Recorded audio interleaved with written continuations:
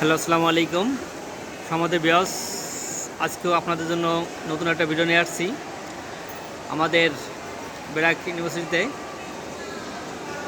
আজকেও আগের দিনের ন্যায় মেলা হচ্ছে। দেখুন কত দোকান আসছে এখানে এবং অনেক মানুষের সমাগম। দেখুন এখানে বিভিন্ন প্রকার আইটেমের দোকান আসছে, অনেক মানুষের ভিড়। দেখুন খাবার দোকান থেকে শুরু করে মেয়েদের কসমেটিক্স দেখতেই পাচ্ছেন। তো প্রিয় দর্শক, দেখতে থাকুন।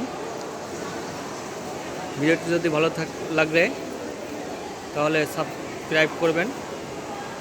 এই অনুরোধটি আপনার উপর দিলাম।